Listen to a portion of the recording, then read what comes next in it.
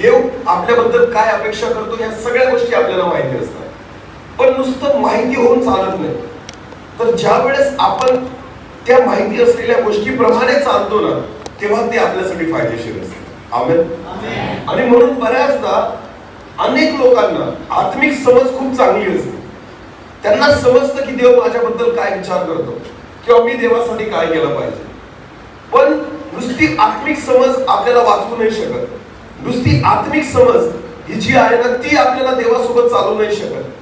तर जोपर्यंत आपल्याला जे कळतं ते आपण त्याप्रमाणे चालत नाही ना, तोपर्यंत त्याचा आपल्याला फायदा होत नाही. आज बायबल मधून आपण काही गोष्टी बघणार आहोत. एक वचन आपण काढू,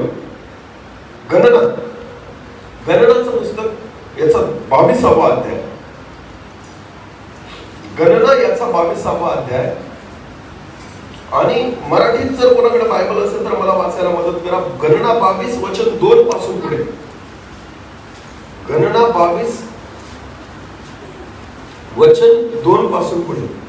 सिपोराच्या मुलाने बालाक याने इस्रायल लोकांनी अमोरी लोकांचे काय केले ते पाहिले होते. मोवाबाचा राजा खूप घाबरला, कारण इस्रायलचे लोक खूप होते. मोवाब त्यांना खरोखर भीत होता. मोवाबचा राजा मिद्यानी लोकांच्या वडिलांना म्हणाला, बैल जसा शेतातले सगळे गवत खाऊन टाकतो, तसेच हे लोक आपला नाश करतील. त्यावेळी सिपोराचा मुलगा बालाक मोवाबाचा राजा होता. बालाक हा मोवाबाचा राजा होता. आता नीट लक्ष द्या. इथं इस्रायल लोकांना पाहून बालाक राजा घाबरला. त्याचं नाव बालाक आहे. आता पुढे वाचा. त्याने बोराचा मुलगा बलाम याला बोलवायला काही माणसे पाठवली. बलाम फरात नदीकाठी पथोर शहरात राहत होता. आता बलाम जो आहे तो एक संदेष्टा आहे. बालाक राजा आणि बलाम संदेष्टा. समजते तुम्हाला? नीट लक्ष द्या. ह्या गोष्टी कळल्या पाहिजे म्हणजे आपल्याला पुढचं वचन समजेल. बालाक राजा होता जो इस्रायल लोकांना घाबरला होता. आणि बलाम हा देवाचा संदेष्टा होता. तो बौराचा मुलगा होता. तो नदीच्या तीरी राहत होता. पुढे वाचा. इथे बलामचे लोक राहत असत. बलाकचा निरोप हा होता, एका नवीन राष्ट्राचे लोक मिशर देशातून आले आहेत. ते इतके आहेत की ते सगळा प्रदेश व्यापून टाकतात. त्यांनी माझ्याजवळ तळ दिला आहे. तर आता ये, मी तुला विनंती करतो, तू या लोकांस माझ्यासाठी श्राप दे. आता बालाक राजाची इच्छा काय होती की संदेष्टाने यावं आणि इस्रायल लोकांना श्राप द्यावा. काय द्यावा? श्राप द्यावा. कारण तो संदेष्टा आहे. पुढे वाचा. कारण ते माझ्यापेक्षा खूप भारी आहे. कदाचित मी त्यांना मारावयास समर्थ होऊन देशातून घालवून टाकील. कारण मला माहित आहे, जर तू एखाद्याला आशीर्वाद दिलास तर त्यास आशीर्वाद मिळतो, आणि जर एखाद्याला शाप दिलास तर त्यास शाप लागतो. बलाम संदेष्टाच्या बाबतीत बालाक राजाने ऐकलेलं होतं काय, की जर त्याने कोणाला आशीर्वाद दिला तर त्याला आशीर्वाद मिळतो, आणि जर कोणाला श्राप दिला तर काय मिळतो? श्राप मिळतो. म्हणजे बघा, बलाम जो संदेष्टा आहे ना, त्याला अनेक लोक ओळखतात. त्याला राजा सुद्धा ओळखतोय. अशी त्याची प्रख्यात ख्याती आहे. हालेलुया. बऱ्याचदा तुमची सेवा कितीही मोठी असली, तुम्हाला लोक कितीही ओळखत असले, बघा बऱ्याचदा चिन्ह, चमत्कार, अद्भुत काम या सगळ्या ज्या गोष्टी असतात ना, त्याच्याने लोक ओळखतात आपल्याला. आणि एखाद्या व्यक्तीद्वारे जर अद्भुत चिन्ह चमत्कार होत असतील ना, तर आपल्याला असं वाटतं की त्या व्यक्तीचं आत्मिक जीवन खूप अद्भुत आहे. हालेलुया. पण आज आपण परमेश्वराच्या वचनातून बघणार आहोत काही गोष्टी. बलाम संदेशाच्या बाबतीत राजाला वाटत होतं की हा ज्याला श्राप देतो त्याला श्राप लागतो, आणि ज्याला आशीर्वाद देतो त्याला आशीर्वाद लागतो. म्हणून राजाने मोठ्या विश्वासाने बलामाला बोलवायला पाठवलं. पुढे वाचा. मोवाबी वडील आणि मिद्यानी वडील बलामाशी बोलावयास गेले. त्याच्या कामाचा मोबदला म्हणून त्यांनी बरोबर पैसे नेले. नंतर त्यांनी बलाम काय म्हणाला ते बलामास सांगितले. बलाम त्यांना म्हणाला, बलाम संदेष्टा त्यांना म्हणाला, रात्री इथे राहा. मी परमेश्वराशी बोले, आणि तो काय उत्तर देतो ते मी तुम्हाला सांगेन. मोवाबचे पुढारी त्या रात्री बलामा बरोबर राहिले. देव बलामाकडे आला आणि त्याने विचारले, तुझ्याकडे हे कोण लोक आले आहेत? बलाम देवाला म्हणाला, सिपोराचा मुलगा बलाकाने मोवाबच्या राजाने यांना माझ्याकडे एक निरोप देऊन पाठवले आहे.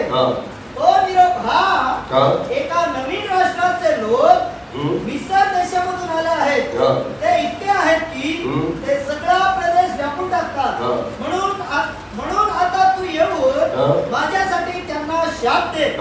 नंतर कदाचित मी त्या लोकांचा पराभव करू शकेन आणि त्यांना माझ्या देशातून जायला भाग पाडू शकेन. पुढे पण देव बलामास म्हणाला, त्यांच्या बरोबर जाऊ नकोस. त्यांच्या बरोबर जाऊ नकोस. तू त्या लोकांना शाप देऊ नको. तू त्या लोकांना श्राप देऊ नकोस. कारण ते माझे आशीर्वादित लोक आहेत. दुसऱ्या दिवशी बलाम, नीट लक्ष द्या, देवाने स्पष्टपणे संदेश त्याला सांगितलं की इस्रायल लोकांना श्राप द्यायचा नाही, कारण ते माझे आशीर्वादित लोक आहेत. हालेलुया. आता ह्या गोष्टी आपण याच्यासाठी वाचतोय प्रियांनो, कारण पुढचा संदेश आपल्याला कळला पाहिजे. बलाम जो आहे ना, त्या बलामाला सगळं माहिती होतं. त्याला कळून गेलं देवाने काय सांगितलं, की इस्रायल लोकांना श्राप द्यायचा नाही, कारण ते माझे लोक आहेत, ते आशीर्वादित लोक आहेत. बलामाला समजून गेलं. बलामाला ह्या सगळ्या गोष्टीची जाणीव झाली. बलाम देवाशी बोलणारा होता. बलाम परमेश्वराच्या उपस्थितीमध्ये बसणारा होता. बलाम एक संदेष्टा होता. बलाम ज्यांना आशीर्वाद देईल त्याला आशीर्वाद मिळायचा, ज्यांना श्राप देईल त्यांना श्राप मिळायचा. या सगळ्या गोष्टी बलामाच्या जीवनात असताना सुद्धा, आणि देवाने त्याला स्पष्ट सांगितलं त्या लोकांना श्राप द्यायचा नाही. मग बलामाने काय केलं, की त्या लोकांना जे त्याच्याकडे आलेले होते त्यांना काय बोलला तो, वाचा. दुसऱ्या दिवशी बलाम उठला आणि बलाकाच्या पुढाऱ्यांना म्हणाला, तुम्ही तुमच्या देशात परत जा. तुम्ही परत जा. बलाम म्हणतो तुम्ही परत जा. परमेश्वर मला तुमच्या बरोबर जाऊ देणार नाही. त्यामुळे मोआबचे पुढारी बालकाकडे परत गेले. आता बघा, हे लोक परत निघून गेले, कारण तो म्हटला मी येणार नाही. पण आता परत काय झालं पुढे ते वाचू आपण. आणि त्यांनी त्यास हे सांगितले, ते म्हणाले, बलामाने आमच्या बरोबर यायला नकार दिला. म्हणून बालकाने बलामाकडे दुसरे पुढारी पाठवले. बालकाने परत दुसरे पुढारी पाठवले. यावेळी त्यांनी पहिल्या वेळेपेक्षा खूप जास्त पुढारी पाठवले. अधिक जास्त पुढारी पाठवले. हे पुढारी पहिल्या पुढाऱ्यांपेक्षा अधिक महत्वाचे होते. ते बलामाकडे गेले आणि म्हणाले, बाला, सिपोराचा मुलगा तुला हे सांगतो, तुझ्या इथे येण्याच्या आड कोणतीही गोष्ट येऊ देऊ नको. मी जे सांगतो ते तू केलेस तर मी तुला नक्कीच मान देईन. मी तुझा मोठा सन्मान करेल. आणि तू मला जे काही विनवशील ते मी करीन. परंतु तू ये व माझ्यासाठी या लोकांना शाप दे. आता नीट लक्ष द्या. पहिल्यांदा लोक पाठवले, बलाम गेला नाही, कारण देवाने स्पष्ट सांगितलं जायचं नाही. दुसऱ्यांदा त्या राजाने मोठ्या सरदारांना पाठवलं, की ते जातील आणि सांगतील की तू सांग बलामाला की जर तुम्ही आलात तर आम्ही तुमचा मोठा सन्मान करू. आणि म्हणून प्रतिष्ठित सरदारांना त्याच्याकडे पाठवलं. आणि जेव्हा बलामाने ही गोष्ट ऐकली ना, की राजा म्हणतोय तुझा मी मोठा सन्मान करेल, मोठे सरदार त्याच्याकडे आले होते, मोठा लवाजमा घेऊन आले होते, तेव्हा मात्र बलाम काय बोलतो ते आपण पाहू. वाचू आपण वचन. बलामाने बलाकाच्या पुढाऱ्यांना उत्तर दिले. तो म्हणाला, परमेश्वर माझा देव, याच्या शब्दाबाहेर मला कमी जास्त काही करता येत नाही. ही बलामाची समज होती. बलामाला माहिती होतं की देवाच्या विरोधात मी काहीच करू शकत नाही. हालेलुया. नीट लक्ष द्या.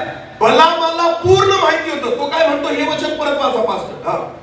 बलामाने बलाकाच्या पुढाऱ्यांना उत्तर दिले. बलामाने राजाच्या पुढाऱ्यांना उत्तर दिले. तो म्हणाला, परमेश्वर माझा देव, परमेश्वर जो माझा देव, याच्या शब्दाबाहेर मला, त्याच्या शब्दाबाहेर मला कमी जास्त काहीच करता येत नाही. लक्षात घ्या, काहीच करता येत नाही. हे बलामाला पूर्ण माहिती होतं की मला देवाच्या शब्दाबाहेर काहीच करता येत नाही. पुढे वाचा.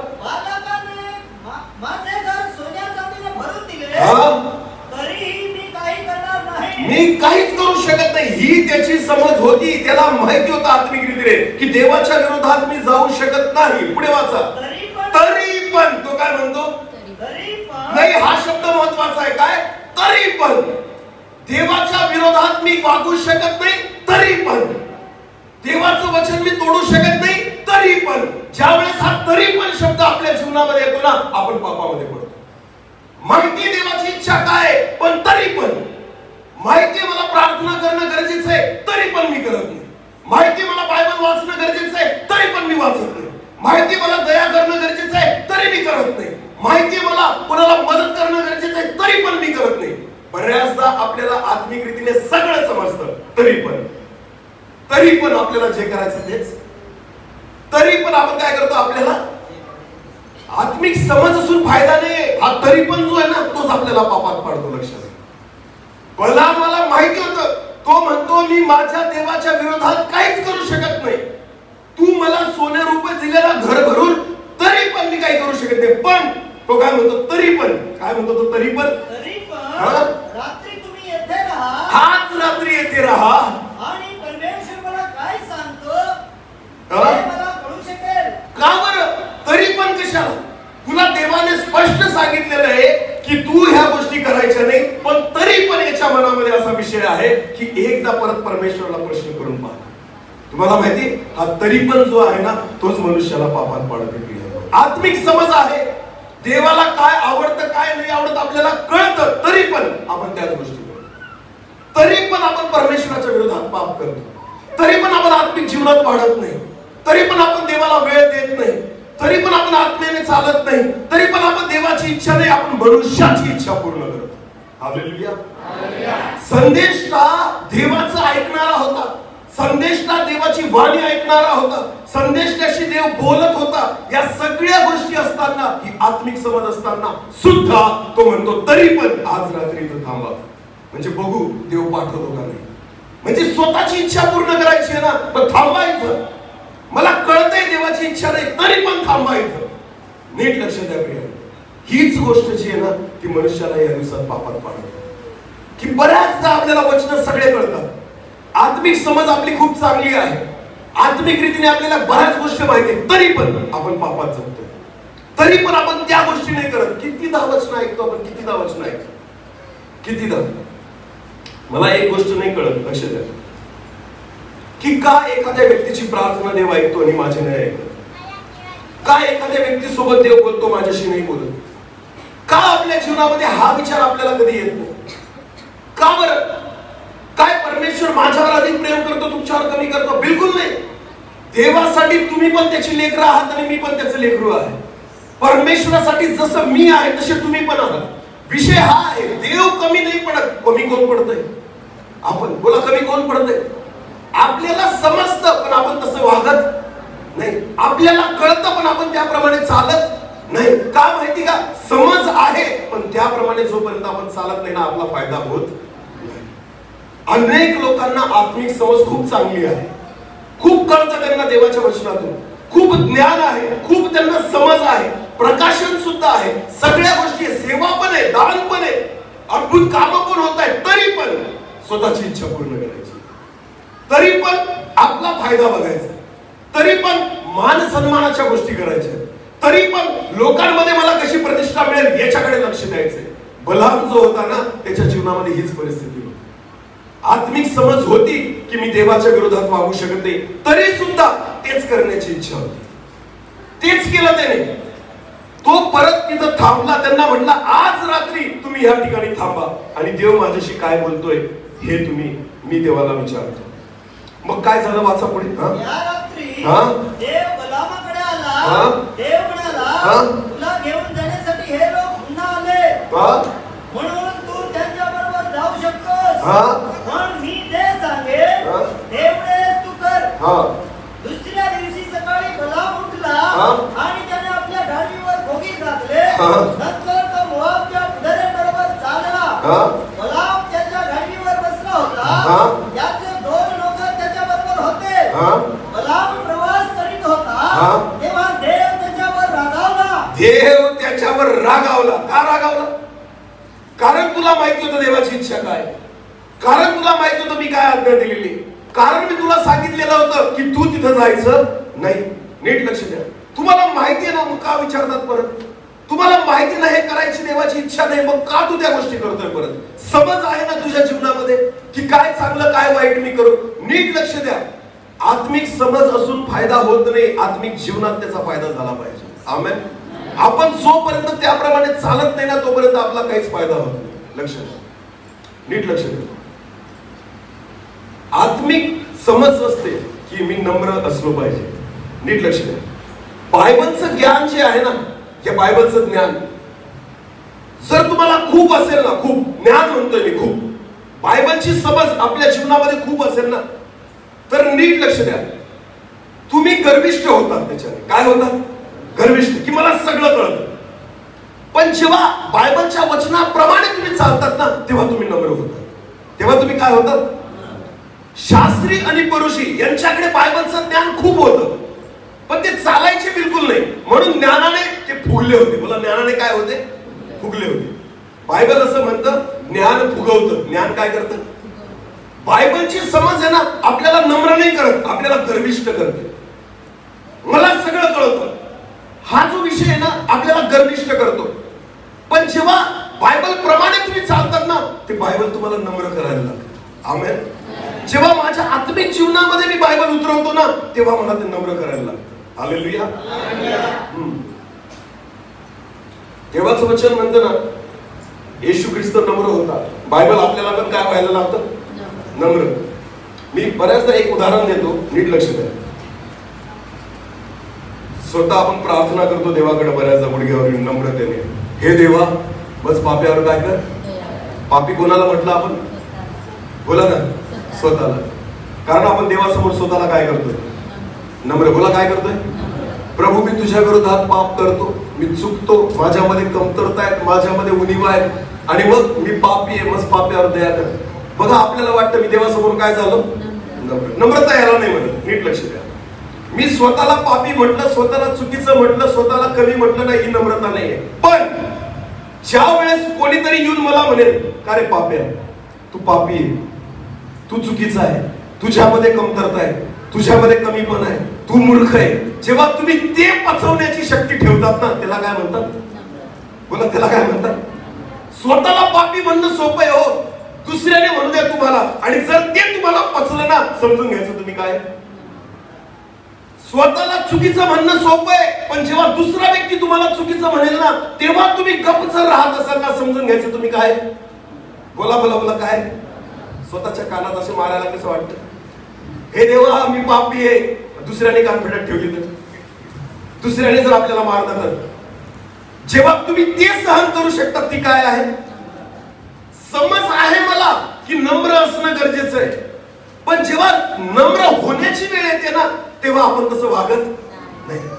स्वतःला चुकीचं म्हणवणं, स्वतःला कमी म्हणवणं, स्वतःला कमी लेखणं, ही नम्रता नाहीये. पण जेव्हा दुसरे तुम्हाला दोष लावतील ना, आणि त्या परिस्थितीत तुम्ही गप्प राहतात, तर ती काय आहे? हे केव्हा शक्य आहे माहिती का? जेव्हा देवाचं वचन नुसतं माहिती असून चालत नाही, देवाच्या वचनाप्रमाणे चालणं गरजेचं आहे. हालेलुया. शास्त्री आणि परुषांच्या जीवनामध्ये वचनाची समज खूप होती. म्हणून बायबल एक वचन सांगते, एक वचन वाचू आपण. मत्तई कृषीवर्तमान, मत्तई कृषीवर्तमान याचा 23वा अध्याय. मत्तई 23 वचन 1 पासून पुढे वाचा. येशू लोकांशी व त्याच्या शिष्यांशी बोलला. तो म्हणाला, नियमशास्त्राचे शिक्षक व परुषी हे मोशेच्या आसनावर बसले आहेत. परुषी, शास्त्री आणि परुषी हे मोशेच्या आसनावर बसले. याचा अर्थ काय होतो? मोशेच्या आसनावर बसणं म्हणजे काय? मोशे इस्रायल लोकांना शिकवायचा. इथं कोण बसतं मला सांगा? इथं पुढं कोण बसतं? जे काय करतात? देवाची सेवा. बोला, काय करतात? हे मोशेचं आसन आहे. बोला, हे कोणाचं आसन आहे? इथून सेवा केली जाते, इथून लोकांना शिकवलं जातं. इथं तुम्ही बघतात ना, आता इथं मी बसलोय ना, मग मला इथं उभं केलं, मग मी देवाच्या वचनाचा प्रचार करतोय. हालेलुया. वचनाचा प्रचार करणाऱ्या व्यक्तीला इथं जागा भेटते, देवाची सेवा करणाऱ्या व्यक्तीला इथं जागा भेटते. नीट लक्ष द्या. शास्त्री आणि परुषी मोशेच्या आसनावर बसलेले होते. याचा अर्थ अधिकार होता त्यांना लोकांना शिकवण्याचा. हालेलुया. मोशे जसा लोकांचा न्याय करायचा, तोच अधिकार देवाने त्यांना दिलेला होता, तेच पद परमेश्वराने त्यांना दिलेलं होतं. म्हणून येशू म्हणतो, शास्त्री आणि परुषी मोशेच्या आसनावर बसलेले आहेत. म्हणून ते जसे सांगतात तसे तुम्ही करा. हालेलुया. नीट लक्ष द्या. येशूला शास्त्री परुषी आवडायचे का? नाही, बिलकुल नाही आवडायचे. ते समोर आले तर येशू म्हणायचा, अरे डोंग्यांनो, काय म्हणायचा? तरी येशू काय म्हणायचा लोकांना? यांचं ऐका, यांचं काय करा. का बरं? मला हा व्यक्ती आवडत नाही, पण तरी सुद्धा मी म्हणतो याचं काय करा, ऐका. का बरं?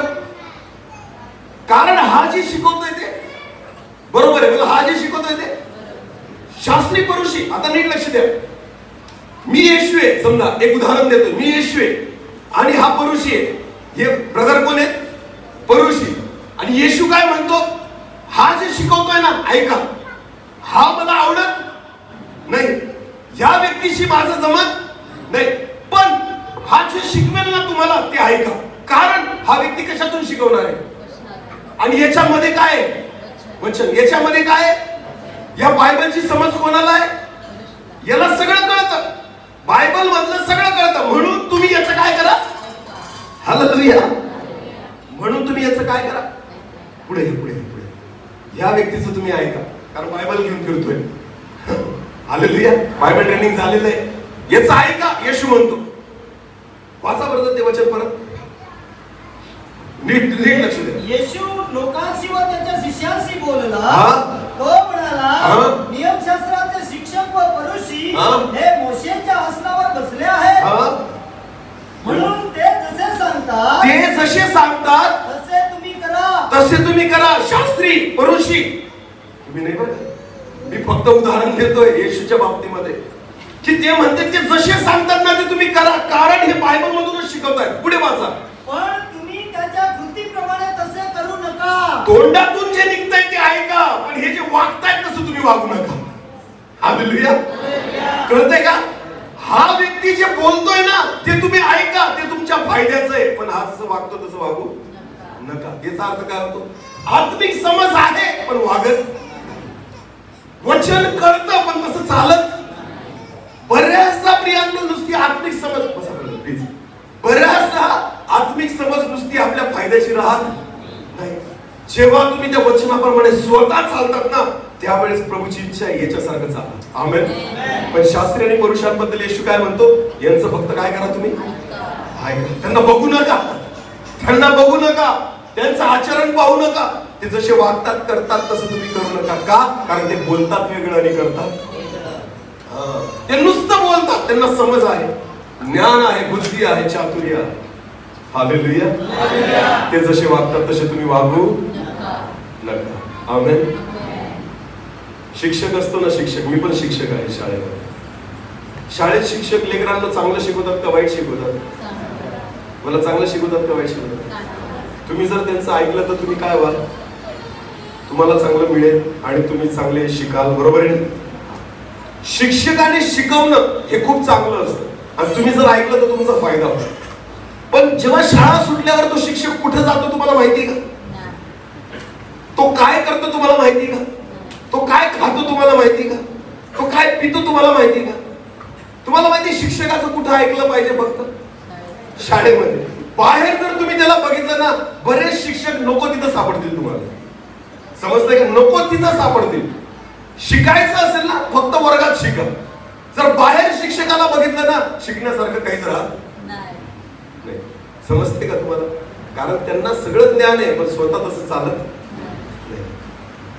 बऱ्याचदा अनेक सेवकांची आणि अनेक लोकांची स्थिती हीच आहे की त्यांना बायबल सगळं माहिती, कळतं सगळं, समज खूप चांगली आहे. मी त्यांना म्हणत नाही की ते अज्ञानी आहेत, बिलकुल नाही, ज्ञान आहे त्यांना, पण त्याप्रमाणे चालत. येशू काय म्हणतो माहिती का? अशांचं फक्त तुम्ही काय करा? ऐका. ते जसे वागतात तसे तुम्ही वागू नका. हालेलुया. भला मला सगळं कळत होतं, पण तरी सुद्धा तो म्हणतो, तरी पण आज तुम्ही इथं थांबा, तरी पण आज देव माझ्याशी काय बोलतो ते तुम्ही ऐका. बायबल असं म्हणतं, जेव्हा बलाम त्याच्या गाडवीवर बसून जायला लागला, देवाचा राग त्याच्यावर भडकला. हालेलुया. परमेश्वराचा क्रोध भडकला. जेव्हा तुम्ही समजून सुद्धा देवाच्या विरोधात जातात ना, तेव्हा देवाचा क्रोध काय होतो? भडकतो. जेव्हा वचन माहिती असताना पण तुम्ही चुकतात ना, चुका करतात ना, तेव्हा परमेश्वराचा राग भडकतो. लक्षात घ्या. माहिती नसताना तर ठीक आहे, पण माहिती असताना का पाप करतात? माहिती आहे मग का चुका करतात? माहिती आहे तरी का देवाच्या विरोधात वागतात? मग परमेश्वर म्हणतो, यांचं फक्त ऐका, हे जसे वागतील तसं वागू नका. हालेलुया. पौल म्हणतो, नीट लक्ष द्या, पौल काय म्हणतो? माझे अनुकरण करणारे व्हा. काय म्हणतो पौल? माझे अनुकरण करणारे व्हा. का? कारण त्याला माहिती होतं मी नुसता शिकवत नाही, मी पहिले तसं वागतो. आमेन. पेत्र, याकोब, योहान, येशू ख्रिस्ताचे शिष्य हे तसं जगले आणि त्यांची इच्छा होती तुम्ही आमच्यासारखे जगा, कारण त्यांना शिकवणारा जो येशू होता ना तो तसाच होता. आमेन. येशूने शिष्यांचे काय धुतले प्रियांनो? पाय धुतले. आणि येशू काय म्हणतो माहिती का? तुम्ही पण असंच करा. आमेन. येशूने असं नाही म्हटलं तुम्ही पण एकमेकांचे पाय धुवा, नाही, त्याने केलं आणि मग लोकांना सांगितलं. हालेलुया. त्याने दया केली मग शिकवली, त्याने प्रेम केलं मग प्रेमाबद्दल शिकवलं. आमेन. नीट लक्ष द्या. येशू ख्रिस्ताने प्रत्येक गोष्टी स्वतः करून दाखवल्या आणि मग तुमच्याकडून आणि माझ्याकडून काय अपेक्षा करतोय? तुम्ही पण काय करा तसंच करा. त्यांनी लोकांचा मार खाल्ला, त्याच्या तोंडावर थुकलं गेलं, त्याची निंदा केली गेली, म्हणून तो तुमच्या आणि माझ्याकडून पण अपेक्षा करतो तुम्ही पण सहन करा. आमेन. जर मी नाही सहन केलं असतं ना तर त्याला अधिकार नव्हता आपल्याला बोलायचा. त्याने सगळ्या गोष्टी स्वतः केल्या आणि मग तो म्हणतो आता तुम्ही करा. आमेन. नुसती समज असून फायदा नाही, तुम्हाला वचनाप्रमाणे स्वतः चालावं लागेल. आमेन. तुम्हाला स्वतः त्याच्यामध्ये उतरावं लागेल, तुम्हाला स्वतः परमेश्वराच्या वचनाचा अंगीकार करावा लागेल आणि त्याप्रमाणे जगावं लागेल, अन्यथा काही फरक पडणार. एक वचन वाचा अजून, योहान शुभवर्तमान याचा 6वा अध्याय. योहान 6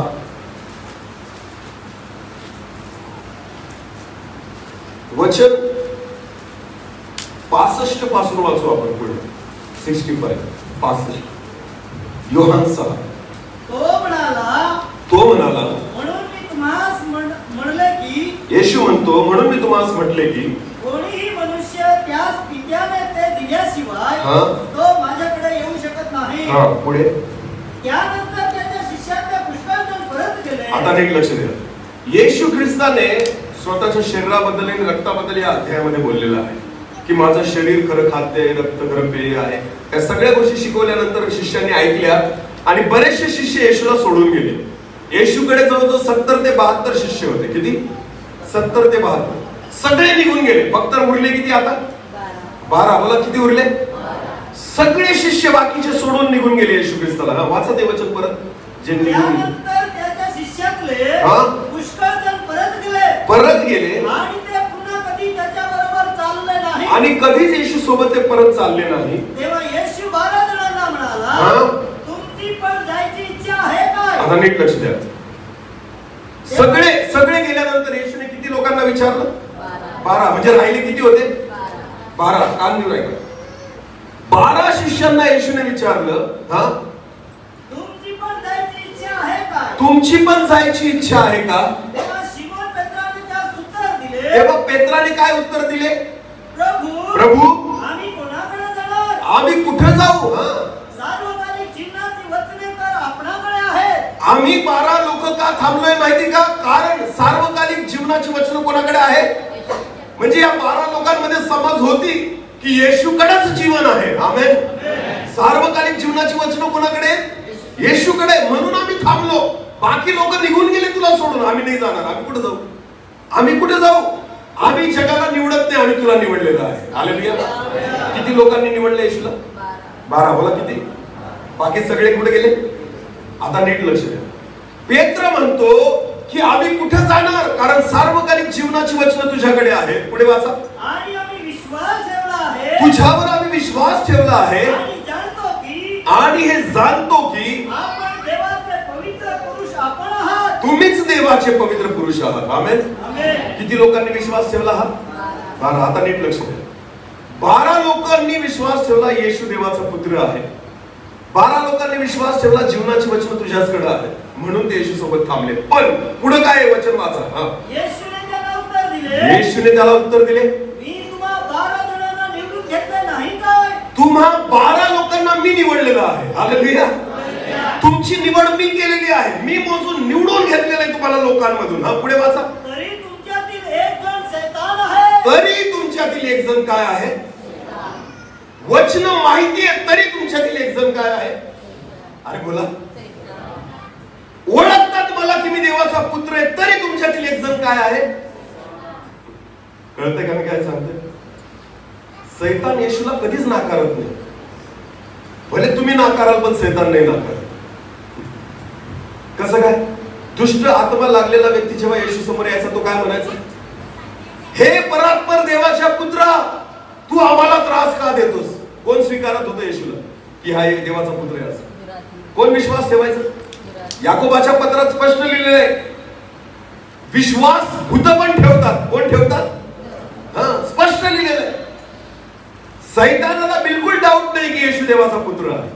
तो पूर्ण विश्वास ठेवतो. येशू काय म्हणतो 12 प्रेषितांना? मी तुम्हाला निवडलंय तरी तुमच्यातला एक काय आहे? सैतान. तुमच्यातला एक सैतान आहे. तो कोण होता? बोला, कोण होता? यहूदा इस्करियोत. याचा अर्थ काय होतो? वचन माहिती आहे, येशूची ओळख, जीवनाची वचन सुद्धा माहिती. अरे 3.5 वर्षाचं बायबल ट्रेनिंग झालं ना यहूदाचं. किती वर्षाचं? 3.5. कोणासोबत केलं? येशू सोबत. सगळ्यात बेस्ट टीचर, गुरुजी, रब्बी. हालेलुया. ज्यावेळेस निकोदेमस पण येशूकडे आला ना, त्याला रब्बी म्हणतो. रबुंनी, गुरुजी, उत्तम गुरुजी. हालेलुया. वास्तविक बघता निकोदेमस स्वतः गुरु होता. निकोदेमस स्वतः ज्ञानी होता. निकोदेमस कडे स्वतः वचन होतं, पण येशूला तो गुरु म्हणतो. आमेन. कारण तो म्हणतो तुम्ही देवाकडून आलेले शिक्षक आहात. कुठून आलेले शिक्षक आहात? नीट लक्ष द्या. देवाकडून आलेल्या शिक्षकाने ह्या 12 लोकांना ट्रेनिंग दिलं होतं. किती लोकांना ट्रेनिंग दिलं होतं? किती वर्षाचं? 3.5 वर्षाचं. तरी सुद्धा एक काय होता त्यांच्यात? बायबल ट्रेनिंग मध्ये घुसलेला कोण होता?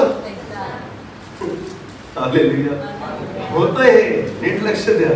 प्रॉब्लेम हा आहे, वचन त्याला पण माहिती होतं यहूदाला. येशू ख्रिस्ताची परीक्षा सैतानाने कितीदा पाहिली? कितीदा? आणि 3 वेळेस कशाद्वारे पाहिली? वचनाद्वारे. बोला, कशाद्वारे? तू देवाचा पुत्र असशील तर लिहिलेलं आहे. वरून खाली उडी मार. शास्त्रात असं लिहिलेलं आहे की त्याचे स्वर्गदूत येऊन तुला झेलून देतील. हालेलुया. म्हणजे वचन कोणाला माहिती? सैतानाला पण माहिती आहे. नीट लक्ष द्या. या दिवसामध्ये सैतान जर फसवेल ना तुम्हाला आणि मला, तर तसाच फसवेल. 1 मिनिट. सोनं कोणत्या रंगाचं असतं? पिवळ्या. बरोबर आहे ना? जर एखाद्या व्यक्तीला मला डुप्लिकेट सोनं विकायचं असेल, खोटं सोनं, तर मी चांदीच्या रंगाचं दिलं, त्याला म्हटलं हे सोनं, तर तो ऐकेल का? मग मला कसं द्यावं लागेल? पिवळ्याच रंगाचं. तो तसाच दागिना जो दिसायला बी तसाच आहे, रंगाला बी तसाच आहे, तर तो खपेल. बरोबर आहे ना? समजतंय का मी काय सांगतो?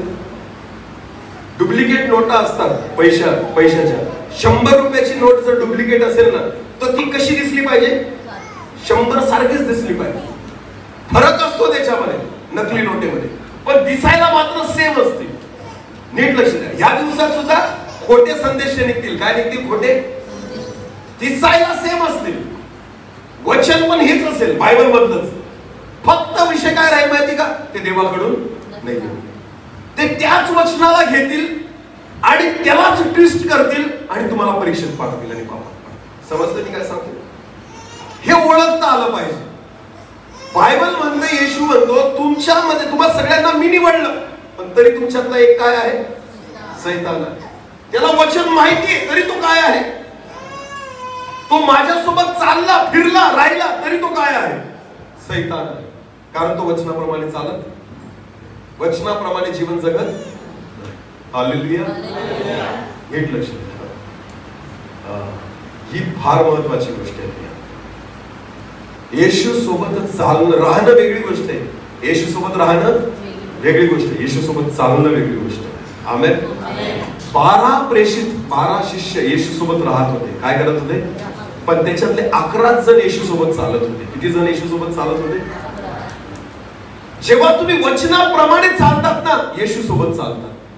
पण जेव्हा तुम्ही वचनाप्रमाणे चालत नाही ना, फक्त तुम्ही येशू सोबत राहतात. काय करता? येशू सोबत राहताय.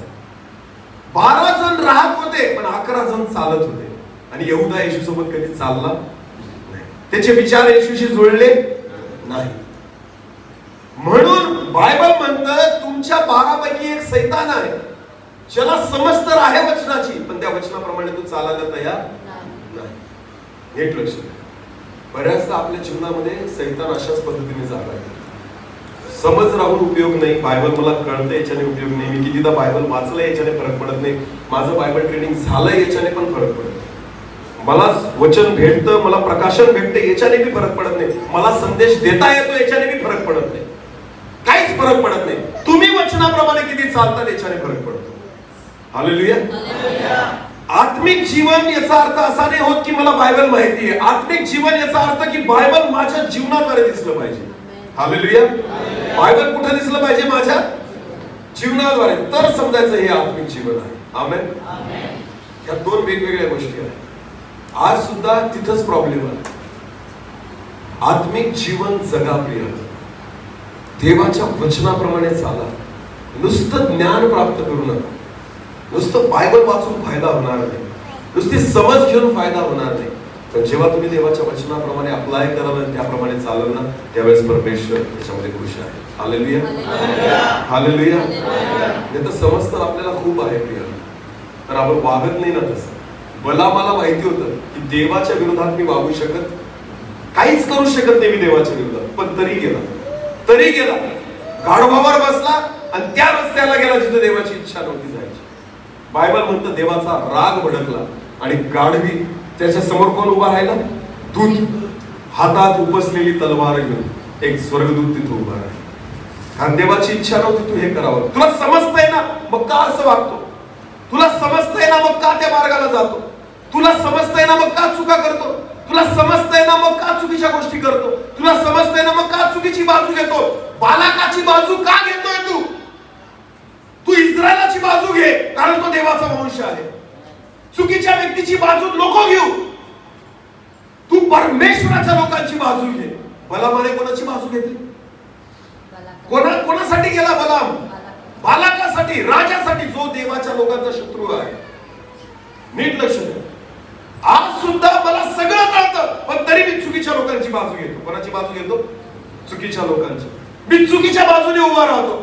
चुकीच्या गोष्टीला मी साथ देतो. करा, हे करा. समज आहे पण वागत नाही. कळतं मला तरी तसं जगत नाही. चुकीची बाजू घेऊ नका. देवाला आवडत नाही. लक्षात घ्या, देवाला नाही आवडत. लाख तू चाललाय बालाकाकडे, पण अरे तो परमेश्वराचा नाहीये ना, तो देवाचा नाहीये ना, तो देवाला आवडणारा नाहीये. हालेलुया. समजते मी काय सांगते? कान देऊ नाही.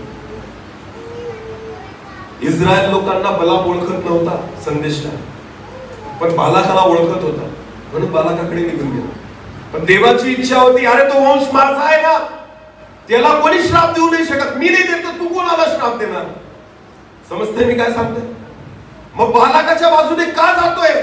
का उभा राहतोय? लक्षात घ्या, तुम्ही आणि मी सुद्धा बऱ्याचदा चुकीच्या व्यक्तींच्या बाजूने जाऊन उभे राहतो. का? समज आहे पण तरी देवाच्या वचनाप्रमाणे चालत. कोणाला तरी खुश करायचं आपल्याला. काय करायचं? कोणाला तरी खुश करायचं. भले तो चुकीचा असेल चालेल, पण खुश करायचं आपल्याला. सन्मान भेटेल ना. बलाक काय करणार होता? सन्मान. राजा काय करणार होता? बलाकाचा सन्मान. मोठा मान देईल मी तुला, मोठा सन्मान करेल. सन्मान भेटेल ना इकडून, मी याची बाजू घ्यायची. प्रतिष्ठा भेटेल इथून, याची बाजू घ्यायची. फायदा होईल इथून, याची बाजू घ्यायची. नीट लक्षात. समज आहे पण वागत नाही. हालेलुया. मी नेहमी म्हणतो, बऱ्याच ठिकाणी सांगतो, अनेकदा मंडळांमध्ये आपल्याला माहिती असतं कोण पापात आहे, कोण कसे पैसे कमवतो, कोण कसं जीवन जगतो.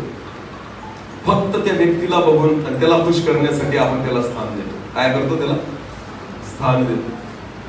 शेवटच्या काळाचं एक लक्षण आहे, बायबलमध्ये एक वचन आहे, नीट लक्ष द्या. ओसाडीचा अमंगळ पदार्थ पवित्र स्थानात बसलेला दिसेल. कुठं बसलेला दिसेल? पवित्र स्थानात. हे बायबलचं वचन आहे शेवटच्या काळाविषयी. ओसाडीचा अमंगळ पदार्थ, घाण गोष्ट, अशुद्ध गोष्ट, ती कुठे दिसेल म्हटलेलं आहे? पवित्र स्थानात बसलेली दिसेल. जेव्हा पाप स्टेजवर असतं ना, तुम्ही जागा देतात, समजून घ्यायचं तुम्ही बलामाप्रमाणे चाललेले आहात. कोणाप्रमाणे चाललेले आहात? कारण तुम्ही बाजू कोणाची घेताय? बालाकाची. कोणाची? देवाच्या लोकांची नाही घेते. तुम्ही मनुष्य पाहून त्याची बाजू घेताय. लक्षात घ्या. समज आहे तुम्हाला, कळतं तुम्हाला हे चुकीचं आहे, पण वागत नाही, कारण कोणाला तरी खुश करायचं. हालेलुया. समजते मी काय सांगतो? म्हणून देवाचा क्रोध भडकला. तू कसं काय जातो बालाकाकडे? कसं काय त्याची बाजू घेतो? माझ्या लोकांच्या विरोधात तू कसा उभा राहा? नुसती आत्मिक समज ठेवू नका, त्याप्रमाणे वागा. आमेन. नुसतं मला किती कळतं याच्याने उपयोग होत नाही, त्याप्रमाणे चालल्याने माझा फायदा होतो. आणि म्हणून स्वर्गदूत उभा राहिला त्या बलामाला अडवण्यासाठी. आणि बायबल असं म्हणतं त्याची गाढवी जी होती ना, गाढवी, ती गाढवी त्या ठिकाणी रस्ता चुकवत होती. तिला माहिती होती तिला कोण दिसत होता समोर? स्वर्गदूत. बलामाला दिसत होता का? बलामाला नाही दिसत होता. का नाही दिसत होता? याच्या डोळ्यासमोर सन्मान दिसत होता. काय दिसत होता? की राजा माझी वाट पाहत असेल. कोण वाट पाहत असेल? फुलहार घेऊन राजा माझी काय पाहत असेल? सोनं चांदी घेऊन राजा माझी काय पाहत असेल? माझ्यासाठी चांगला रूम सजवलेला असेल, चांगली जेवणावळ केलेली असेल, राजा माझा सत्कार करेल, सन्मान. याच्या डोळ्यासमोर तेच दिसून राहिले. याला स्वर्गदूत दिसत नाही. याला स्वर्गदूत दिसतच नाही. याला तेच दिसतंय, सन्मान दिसतोय, मान दिसतोय, प्रतिष्ठा दिसते.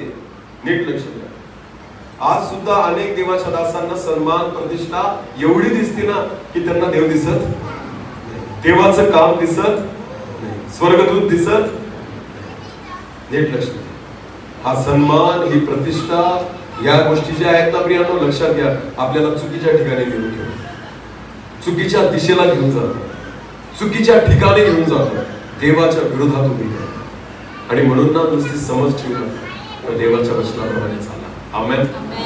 ते वचन आपल्यामध्ये उतरवा. त्या इच्छेप्रमाणे. देवाची इच्छा माहिती आहे ना की मी देवाच्या इच्छेबरोबर विरोधात काहीच करू शकत नाही. बालाम म्हणतो. मग का जातोय ना तिथं? का घडी घडी देवाला विचारतो जाऊ का जाऊ का जाऊ का? का परमेश्वराला विचारतोय? नको जाऊ, थांब तिथंच. ही देवाची इच्छा आहे. पण बऱ्याचदा आपण आपल्या इच्छेप्रमाणे चालायला बघतो आणि मग परीक्षेत पडतो. नीट लक्ष द्या. नुसतं ज्ञान ठेवू नका, नुसतं बायबलचा रट्टा मारू नका. मला सगळं कळतं, काही फरक पडत नाही. तुम्ही वचनाप्रमाणे किती चालता त्याच्याने फरक पडतो. आमेन. एक वचन आहे बायबलमध्ये, स्तोत्र संहिता अध्याय 62.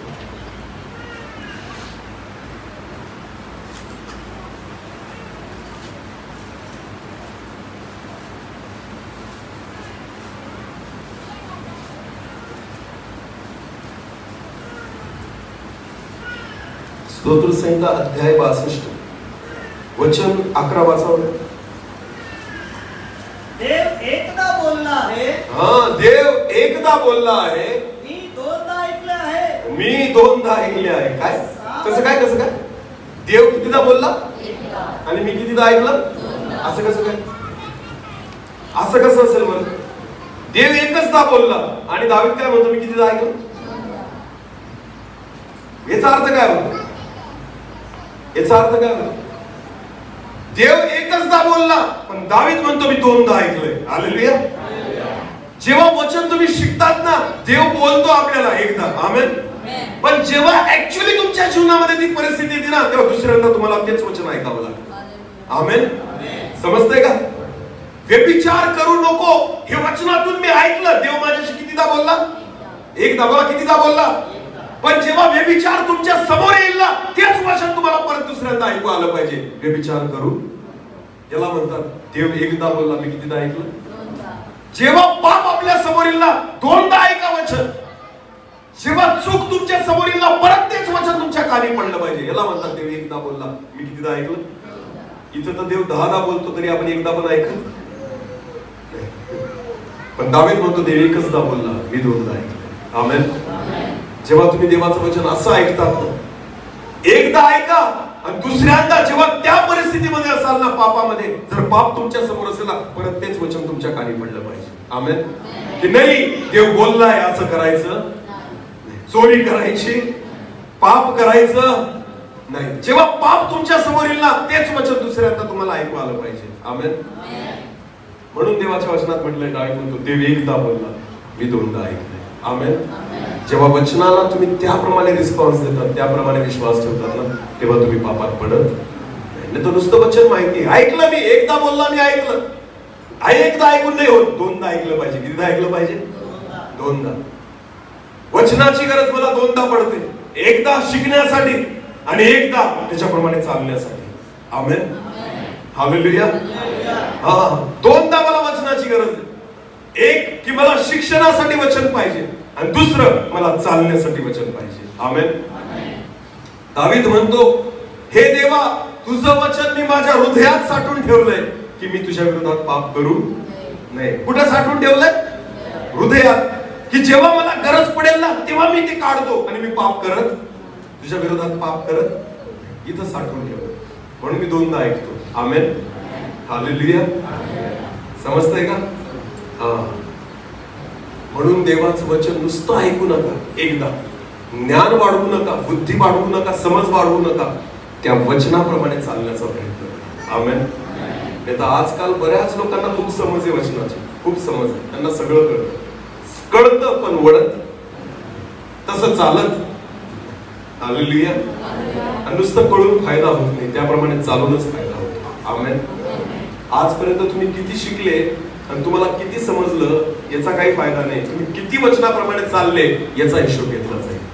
आमेन. कसा हिशोब घेतला जाईल? किती चालले. आमेन. तुम्हाला माहितीये बायबल असं म्हणते एका जणाला 1000, एका जणाला 2000, एका जणाला 5000 दिले ना देवाने. हा. नवापूर तालुका असा आहे ना, 5,000 दिले देवाने. किती दिले? वचनाचा तोटा नाहीये. 1000 कोणाला भेटलेत माहिती का? असतील बिचारे. पण नवापूर तालुका मी म्हणतो ना 5000 वाला तालुका आहे. किती वाला? भरभरून दिलंय देवाने, खूप दिलंय, कमी ठेवलीच नाही. घे वचन पाहिजे ना, घे. सगळे संदेश गोळा केले आपण आणि देवाने भरभरून दिले. 5000 ठेवलेत आपल्याकडे. आता मग जेव्हा देव येईल ना तेव्हा तो काय करेल बरं? 5चे किती मागेल? 5चे किती मागेल? 10. तुला किती मागेल? 5चे 4 चालतील का? 5चे 5 चालतील का? नाही. देव अपेक्षा काय करेल? 5चे किती पाहिजे मला? जेवढं तू वाचलंय ना, जेवढं तू ऐकलंय ना, जेवढं तू ग्रहण केलं ना, त्याच्या दुप्पट मला तुझ्याकडून पाहिजे. हालेलुया. जेवढं तू शिकलाय ना त्याच्या दुप्पट मला तुझ्याकडून पाहिजे. जेवढं परमेश्वर तुझ्याशी बोललाय ना त्याच्या दुप्पट मला तुझ्याकडून पाहिजे. आमेन. किती पट? दुप्पट. हालेलुया. तेवढंच नाही, त्याच्या दुप्पट. आमेन. मग विचार करा कसं जगलं पाहिजे आपण. आमेन. संदेश टाईम एकचदा बोलला, आपल्याला कितीदा ऐकावं लागेल? त्याने एवढंच दिलं, आपल्याला ते वाढवायचंय. हालेलुया. त्याने थोडं शिकवलं, आपल्याला जास्त करायचंय. आमेन. कारण हिशोब कसा घेतला जाईल? दुप्पट. बोला किती? दुप्पट. आमेन. म्हणून किती शिकलो, किती कळलं आणि किती ऐकलं याच्याने नाही फरक पडत, तुम्ही किती वागले त्याच्याने फरक पडतो. आमेन. म्हणून मी किती वचन ऐकतोय ना, खूप हौस आहे आपल्याला. येऊ द्या, बोलवा, मस्त वचन सांगतो, बोलवा, ऐकत चांगला होतो. हिशोब होईल. काय होईल? हिशोब होईल. कारण देणारा फुकट देत नाही. बायबलला मोती म्हटलेलं आहे. बोला काय म्हटलेलं आहे? आणि देव ते मोती कोणाला देतोय? आपल्याला. समजतंय का? मोतीला किंमत असते. मोतीला काय असते? मग जेव्हा देव तुम्हाला मोती देतोय ना त्याचा तो हिशोब घेईल. आमेन. मग तुम्ही ते पायाखाली तुडवले, फेकून दिले का, धूळ खात पडलेले, काय केले ना, पुरून ठेवले, लपून ठेवले, हे सगळ्याचा हिशोब होईल. आमेन. हालेलुया. जेव्हा धन्याने 5000 दिले ना तर त्या 5000ची बऱ्याच गोष्टी आहेत. त्या 5000च्या मागे एक लक्षात ठेवा. पहिली गोष्ट, ते 5000 सांभाळता आले पाहिजे. बरोबर. त्याची कोणी चोरी करायला नको, हरवायला नको, खर्च करायला. ते 5000 इन्व्हेस्ट करायचे. काय करायचे? याचा अर्थ होतो गुंतवायचे. ते 5000 काय करायचे? गुंतवणूक करायचे. खर्चायसाठी दिले का? गुंतवायसाठी दिले. स्वतःच्या आयुष्यामध्ये, जीवनामध्ये त्या वचनाची गुंतवणूक करा. आमेन. जेव्हा ते वचन तुमच्या हृदयात आणि तुमच्या जीवनामध्ये गुंतवणूक कराल ना तेव्हा ते वाढतील. हालेलुया. तेव्हा 5चे किती होतील? 10. आमेन. चोरू द्यायचे, हरवायचे.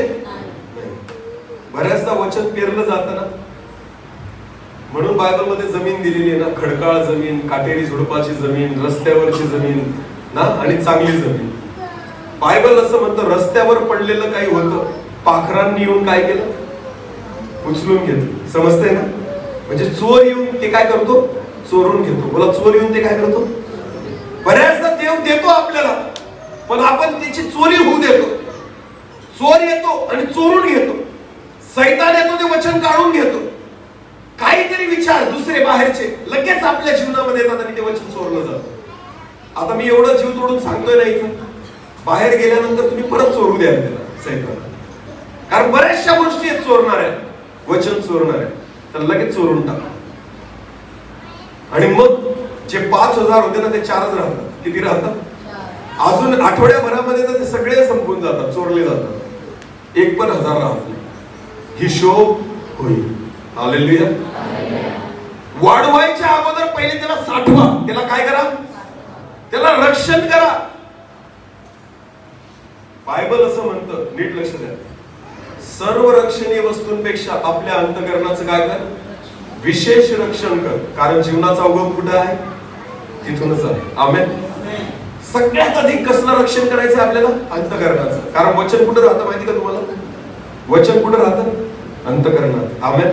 म्हणून देव म्हणतो याला कुलूप लाव, तुझ्या मनाला कुलूप लाव, की जेव्हा वचन ऐकून जातो ना त्या मनामध्ये दुसऱ्या गोष्टी येऊच देऊ नको, तर ते वचन सुरक्षित राहील. आमेन.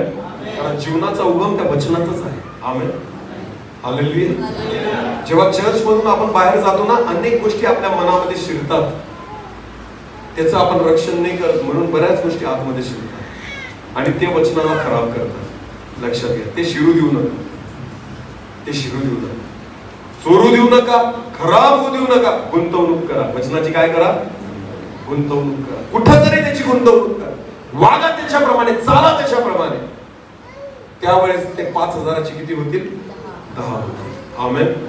आणि मग देव म्हणेल, शबास भल्या व विश्वासू दासा, तू थोड्या गोष्टींविषयी विश्वासू राहिलास, मी तुझी पुष्कळात नेमणूक करेन. आमेन.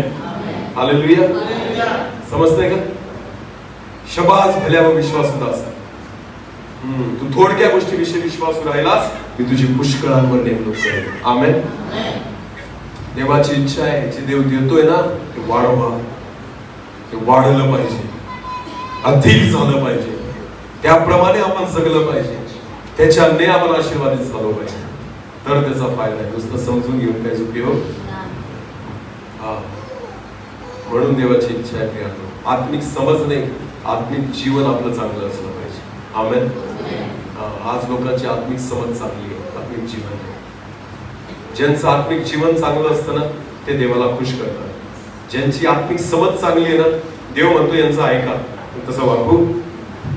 तोटा आहे ना, तोटा आहे त्यांचा, ऐका यांचं, पण देव म्हणतो तसं वागू नका. प्रभूला पूर्ण खात्री होती शास्त्री पुरुषांमध्ये की हे बरोबर शिकवतात, असं चुकीचं शिकवत, वचनच पळायला लावतात, चुकीचं नाही शिकवत. पण प्रभू म्हणतो यांच्यासारखं वागू नका, कारण हे सुद्धा स्वर्गात जाणार नाही. शिकवतायत पण स्वतः स्वर्गात जाणार नाही, सांगतायत पण तरी स्वर्गात जाणार नाही. येशू म्हणतो तुम्ही जर तसे वागाल ना तुम्ही पण जाणार नाही. तुम्ही फक्त ऐकून घ्या आणि तसं चाला, ऐकून घ्या आणि तसं चाला. आज सुद्धा आहे ना, वचन ऐकायची पण तसं चालायचं. आमेन. शिंदे सर वचन बोलतायत ना, फक्त ऐका आणि चाला.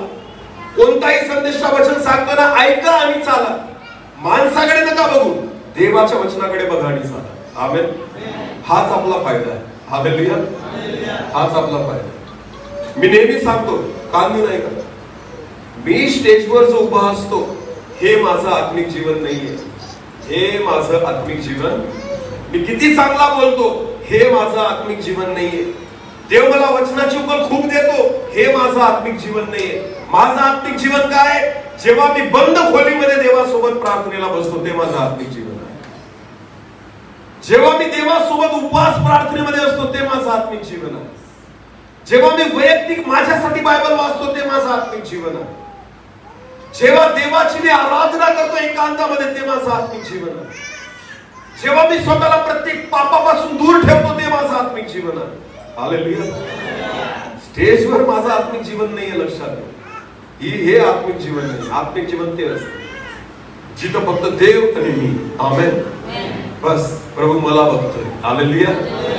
ते माझं आत्मिक जीवन. ही समज आहे, बायबलची समज आहे. हे प्रकाशन आहे, हे एक दान आहे जे देवाने दिलेलं आहे.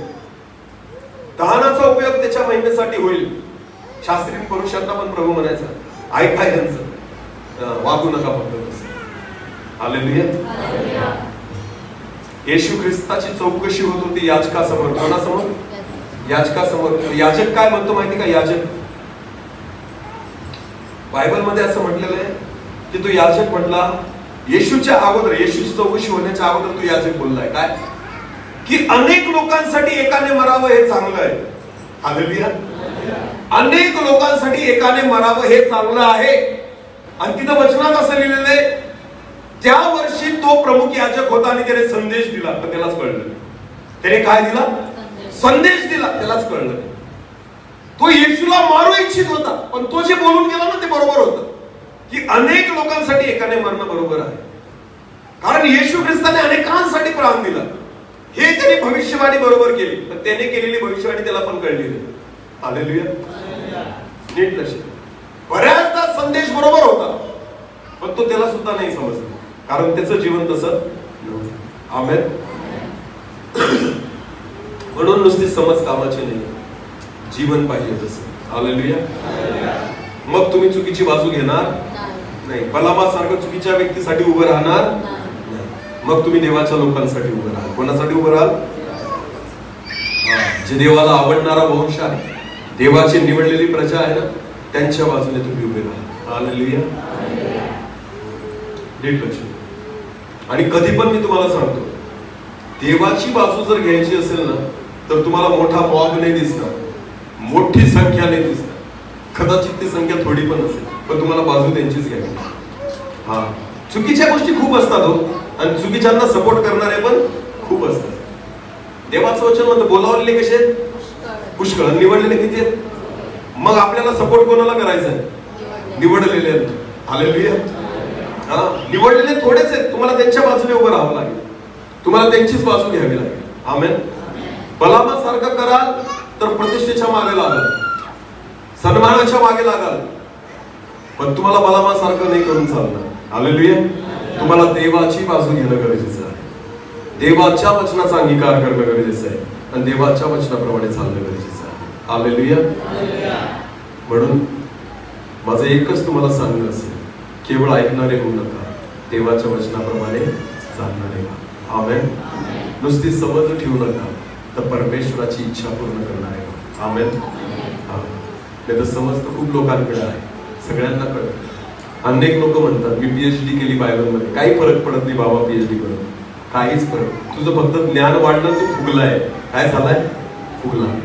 गर्व येतो, अहंकार येतो, मला कळायला लागलं, मला सगळं समजतं. ज्ञान फुगवतं, देवाचं वचन म्हणतं. ज्ञान काय करतं? तुम्हाला जर देव कळला ना, वचन खऱ्या अर्थाने ज्याला कळलं ना, तो नम्र होऊन जातो. तो काय होऊन जातो? तुटून जातो. ते तोडफोड करतं. वचन जे आहे ना, ते डायरेक्ट तोडफोड करणार आहे. काय? प्रत्येक कठीण वस्तू तोडून टाकतं देवाचं वचन. आमेन. जेव्हा वचन तुम्ही स्वीकारतात ना, ते दुसऱ्याला नंतर तोडतं, पहिले ते तुम्हाला तोडतं. हालेलुया. पहिले तुमच्यातले सगळे खडकं फोडून टाकतं, ते नम्र करून सोडतं तुम्हाला. आमेन. त्यालाच वचन कळतं जो नम्र झालेला. आमेन. जो व्यक्ती वचनाने फुगून गेला, मला कळायला लागलं, मला समजायला लागलं, गर्व अहंकार आला, समजून घ्यायचं तुला फक्त समज आलेली, अजून तू वचन स्वीकारलेलं नाही. ज्ञान केवळ फुगवतं. जेव्हा वचन खऱ्या अर्थाने तुमच्या जीवनामध्ये उतरतं ना, ते तुम्हाला पूर्णपणे तोडून टाकतं. हालेलुया.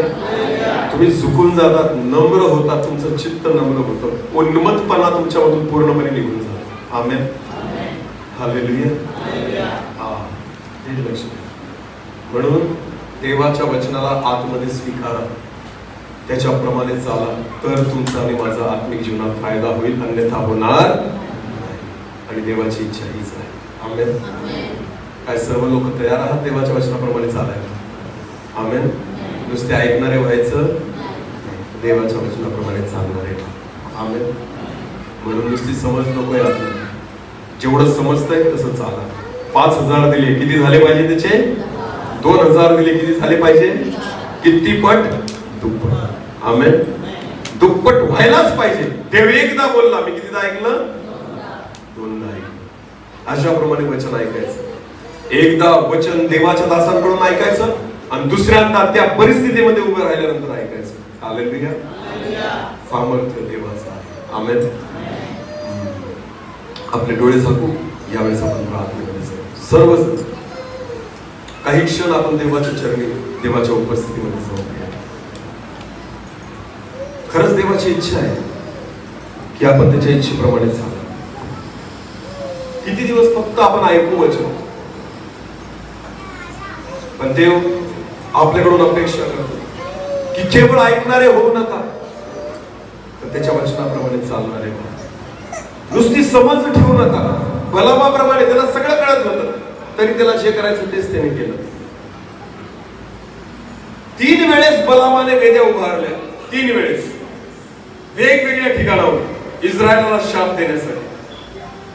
प्रत्येक वेळेस देवाने त्याच्या मुखातून आशीर्वाद उच्चारला. का बलामा, का? तुला माहिती होतं देव आशीर्वादित करणार आहे, मग का तू 3दा वेद्या उभारतोयस? तरी पण का देवाच्या विरोधात वागतोयस?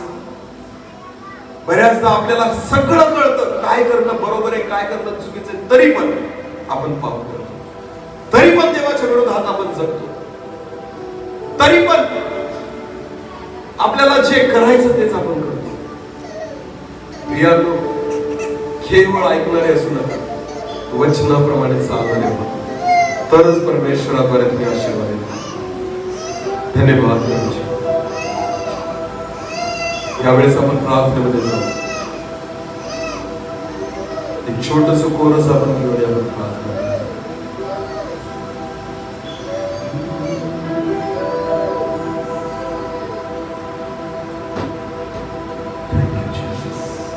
प्रत्येक व्यक्ती आपलं मन परमेश्वराजवळ ओढतो.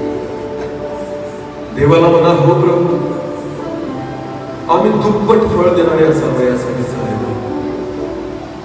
जे आजवर तू आम्हाला दिलेलं आहे, जे आजवर पेरलं गेलं परमेश्वर, अनेक पटीने ते उगावं, आम्ही फलदायी व्हावं, ह्यासाठी कृपा द्या.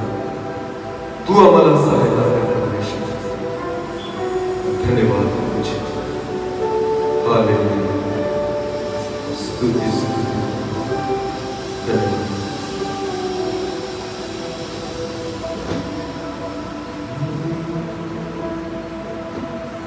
एक गीत गाऊ आपण आणि आपण प्रार्थनेमध्ये जाऊ.